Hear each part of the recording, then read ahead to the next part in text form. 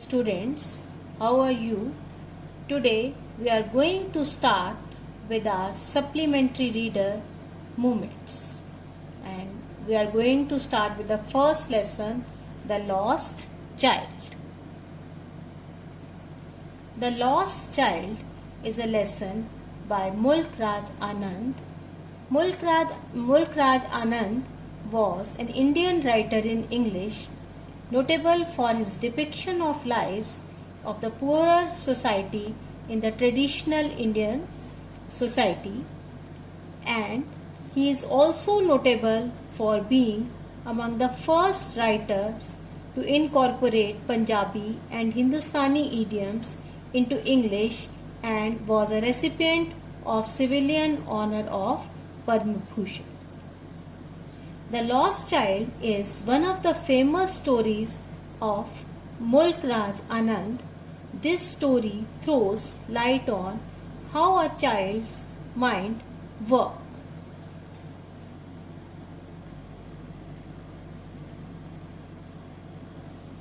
It is the story of a small child who gets lost in a fair. He had gone with his parents to the fair but loses them when he gets engrossed in looking at a roundabout swings. The story highlights the bond of love and affection that the child shares with his parents. Before losing them, he had been demanding different things like sweets, balloons, flowers, swings, etc. Once he loses them, he is picked up by a stranger. The stranger tries to quieten the child by offering him all these things that he had demanded from his parents, but the child does not want them anymore. He wants his parents first. So let us start reading the story, The Lost Child. It was the festival of spring. From the wintry shades of narrow lanes and alleys emerged a gaily clad humanity. Some walked, some rode on horses, others sat, being carried in bamboo and bullock carts. One little boy ran between his father's legs, brimming over with life and laughter. So, the story is set in the spring season. As the winter season had just ended, all the people came out of their houses. They were cheerful as the chilling cold weather had ended, and they were going out of their houses to a fair. Emerge means to come out of the place. Gaily means happy. Some walked, some rode on horses, others sat, being carried in bamboo and bullock carts. The people, they are moving to the fair through different modes. Some are walking on the roads, others were riding on the horses, some others were carried in bamboo and bullock carts.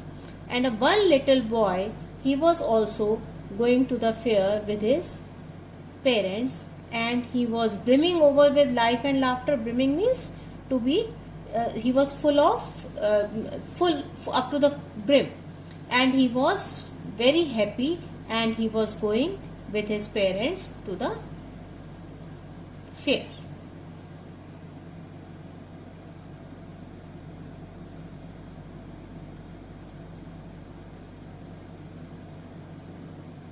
"Come, child, come," called his parents as he lagged behind, fascinated by the toys in the shops that lined the way. "Come, child, come," called his parents as he was lagging behind. He was very much fascinated. He was very much attracted by the toys that were kept in the shops. So the parents were calling him, "Come, child, hurry." He hurried towards his parents, his feet obedient to their call, his eyes still lingering on the receding toys. As he came to where they had stopped to wait for him, he could not suppress the desire of his heart, even though he well knew the old cold stare of refusal in his eyes. Lagged behind means was left behind. Fascinated means attracted. He hurried towards his parents, his feet obedient to their call. The child was very obedient and he would walk towards his parents on being called, but his eyes would keep on looking at the toys he wanted. Lingering means staying for a longer time. Receding means moving backward. Means although he was moving forward, he was moving towards his parents, but his eyes were still on the toys which were left behind. As he came to where they had stopped to wait for him, he could not suppress the desire of his heart. Suppress means to put an end of his heart, even though he well knew the old cold stare of refusal in their eyes. Means if he was familiar to the reaction of his parents, that they would not buy the toys to him, but his eyes were on those toys. I want that toy, he pleaded. Pleaded means requested. Still he said, I want that toy. His father looked at him red-eyed in his familiar tyrant's way. His mother, melted by the free spirit of the day, was tender and was giving him her finger to hold and said, look child, what is before you? So his father looked at him red-eyed in familiar tyrant way means cruel way. Means his father refused to buy all those things to him, but his mother, she was getting emotional, she was getting tender, and she was asking him to hold her finger and said, look child, what is before you? And she asked her to come. It was a flowering mustard field, pale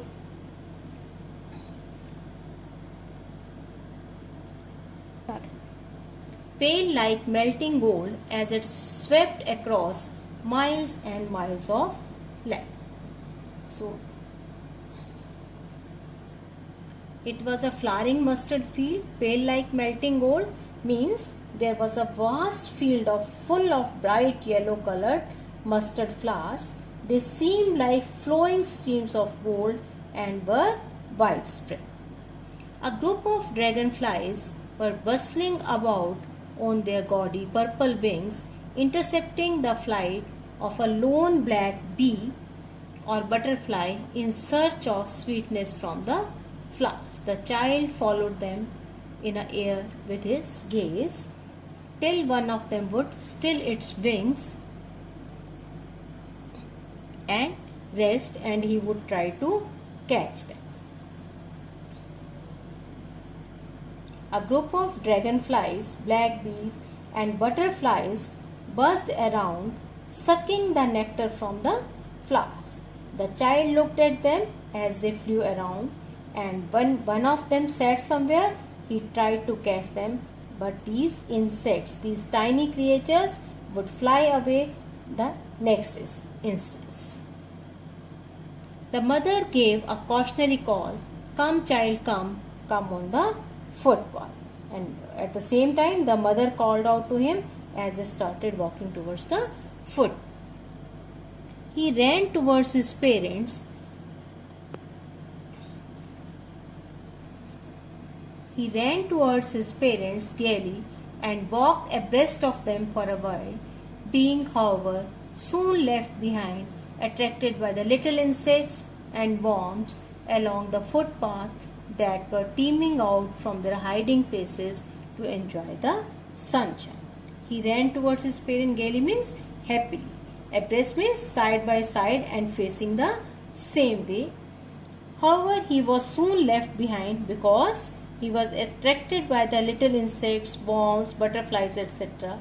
along the footpath that were teeming out from their hiding places to enjoy the sunshine. Come, child, come, his parents called from the shade of a grove where they had seated themselves on the edge of the well, and he ran towards them. The child ran towards his parents and he walked next to them, but after a few steps he again stopped to see the insects who were coming out of the soil. once again the child was left behind. Means he was so much engrossed by his environment, by seeing all these things, that he was again left behind from his parents. A shower of young flowers fell upon the child as he entered the grove, and forgetting his parents, he began to gather the raining petals in his hands. But lo, he heard the cooing of doves and ran towards his parent, shouting, "The dove, the dove!" The raining petals dropped from his forgotten hands. Now, as the child entered the shady forested area, he was welcomed by a shower of flowers. He forgot about his parents and started collecting the petals of the flowers that had fallen. As he was collecting those petals, he was collecting those flowers, just then he heard the cooing of doves and was excited to see them. He started chasing the birds and the petals fell from the hand. This shows that as the child got attracted towards the next thing, he forgot what he had been doing earlier. Means as he was chasing the birds, he forgot about the petals. He was very much excited. "Come, child, come," they called to the child, who had now gone running in the wide capers round the banyan tree, and gathering him up, they took the narrow winding path which led to the fair through the mustard fields. Caper means a playful skipping. Now the parents called the child, who was running and playing around a banyan tree, and the parents, they lifted him and walked down a narrow twisting lane through which they crossed the mustard fields, and now they reached the fair.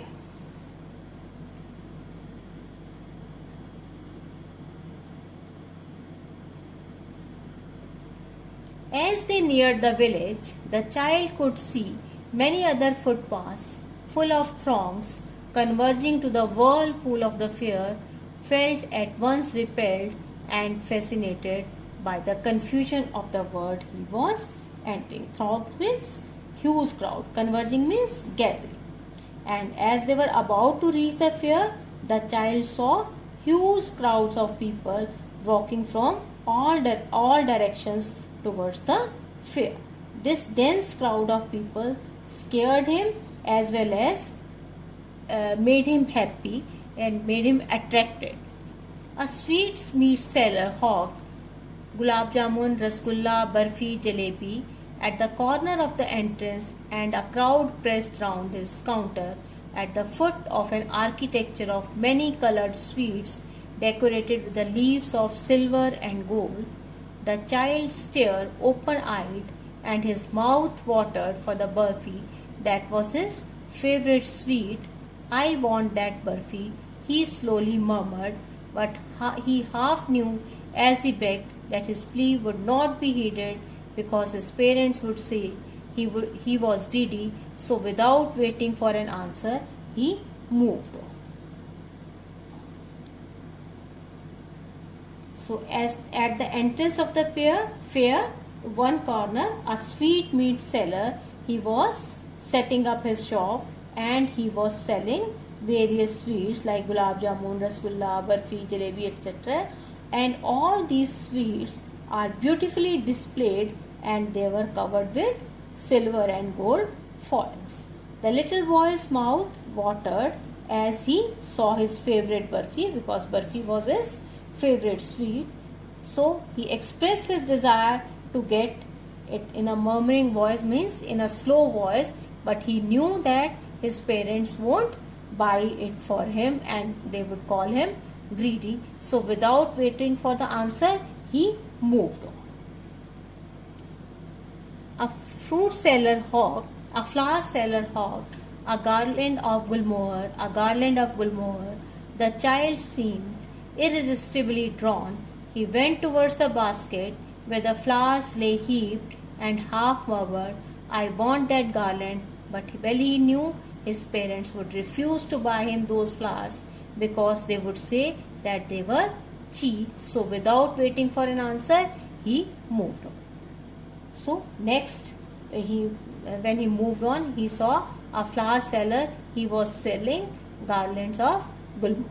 The child, he was irresistibly means he could not resist that, drawn towards him, and he went towards the basket where all the flowers were heaped, and slowly he said, I want that garland. But he knew that his parents won't buy that for him, they would refuse to buy those flowers. So without waiting for an answer, he moved. Start.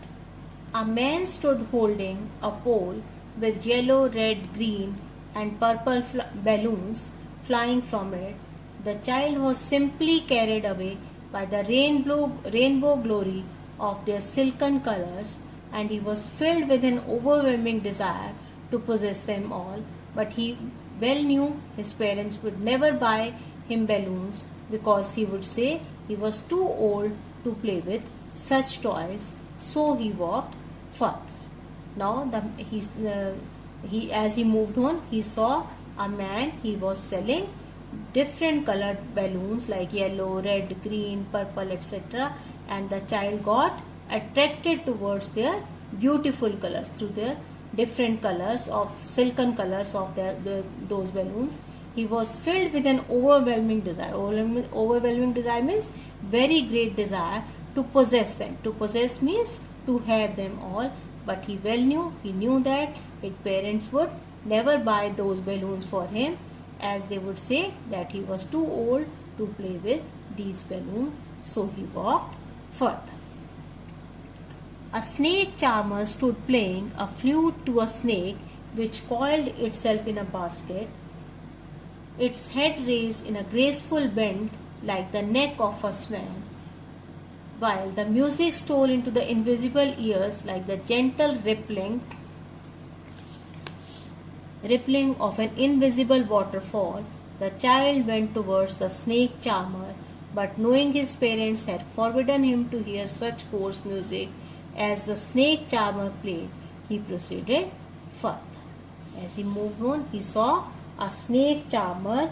He was playing flute, and the snake was twisting its neck to the music.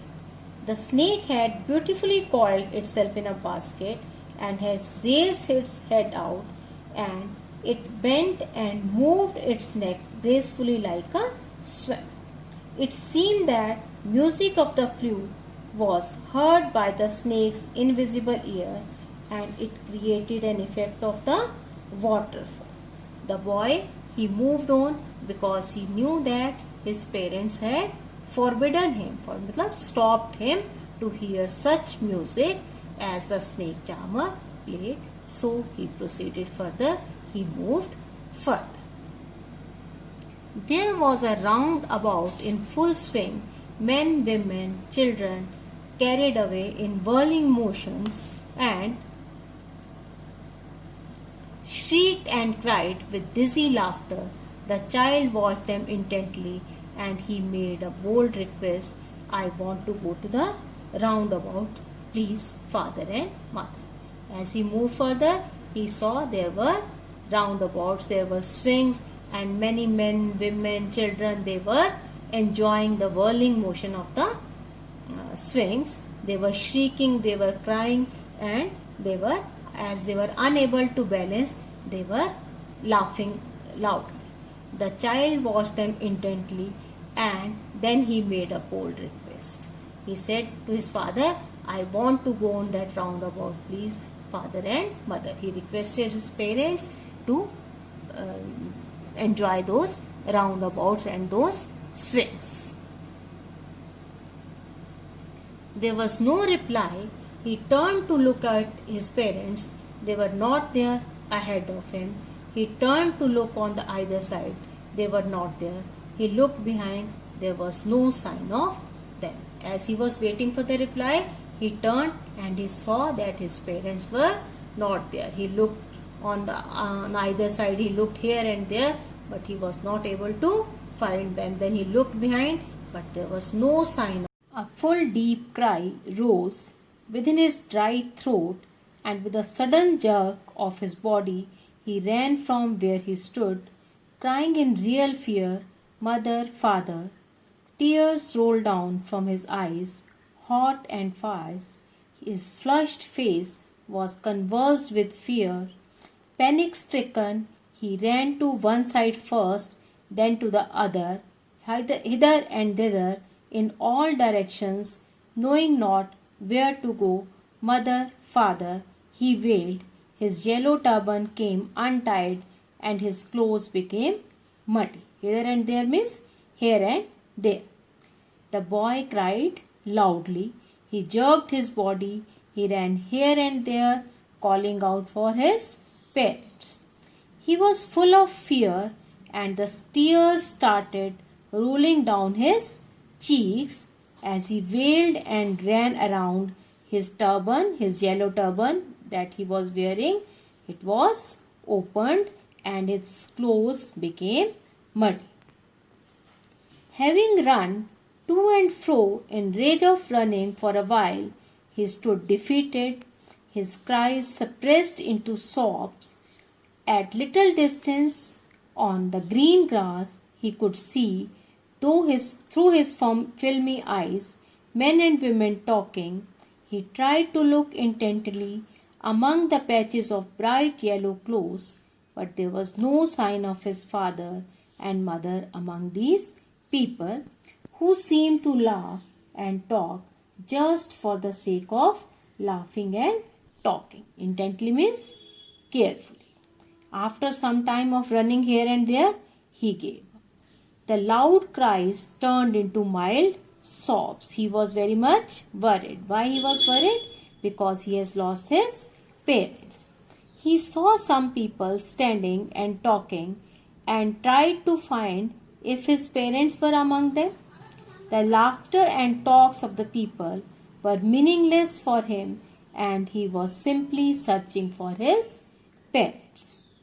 He ran quickly again, this time to a shrine to which people seemed to be crowding. Every little inch of space here was congested with men, but he ran through people's legs, his little sob lingering, mother, father, near the entrance of the temple. However, the crowd became very thick. Men jostled each other, heavy men with flashing, murderous eyes and hefty shoulders. The poor child struggled to thrust a way between their feet, but knocked to and fro by their brutal movements. He might have trampled underfoot had he not shrieked at the highest pitch of his voice, "Father, mother!" A man in the surging crowd heard his cry and, stooping with great difficulty, lifted him up in his arms. So let's look at some difficult words of this passage. Congested means full of. Hefty means large and heavy. Thirst is push. And brutal means harsh. Surging means powerful. Now, the boy ran towards a temple which was crowded with many people. He ran through the legs of the men, calling out for his parents, and the crowd was pushing each other as he neared the entrance of the temple because there was a great crowd. The boy got scared of huge strong men who were looking at each other with murderous eyes and pushed them with their strong and big shoulders. The boy could have been crushed under the feet of the man had his cries not been heard by a man in the crowd. There was a nice man, there was a kind man, and he lifted the child. And he asked him, "How did you get here, child? Whose baby are you?" The man asked as he steered clear of the mass, and the child wept more bitterly than ever now and only cried, "I want my mother, I want my father."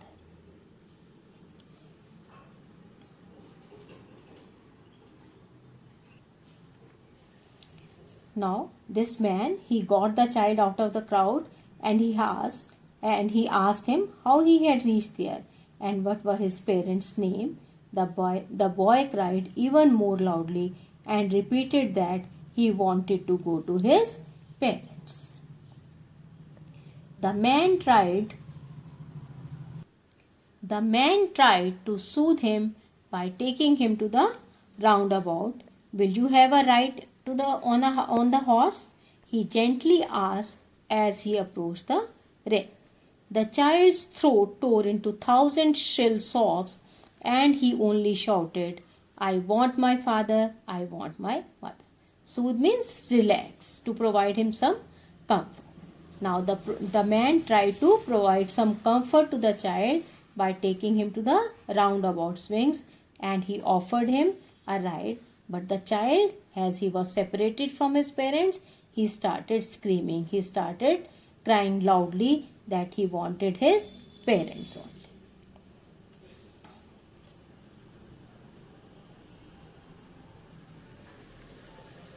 The man headed towards the place where the snake charmer still played on the flute to the swaying cobra. Listen to that nice music, child, he pleaded, but the child shut his ears with his fingers and shouted his double-pitched strain, I want my mother, I want my father. Now the man took him near the balloons, thinking the bright color of balloons would distract the child's attention and quieten him. Would you like a rainbow-colored balloon? He persuasively asked. The child turned his eyes from the flying balloons and just sobbed, I want my mother, I want my father. Pleaded means requested. Now the man took him to the place where the snake charmer, he was playing on the flute which he wanted to listen earlier, and he offered the child to listen that music, but he was crying loudly. He shut his ears with his fingers as if he doesn't want to listen that music, and he only said, I want my father, I want my mother. Now that kind-hearted man, he took him near the balloons, and he thought that these balloons, these colorful balloons, would distract his attention and he would be able to quieten him, and he offered him to buy some these rainbow colored balloons. But the child, he turned his eyes from those balloons and he just cried, I want my father, I want my mother. The man, still trying to make the child happy, bore him to the gate where the flower seller sat. Look, can you smell those nice flowers, child? Would you like a garland to put around your neck? Bore means carried. Now in order to make him happy,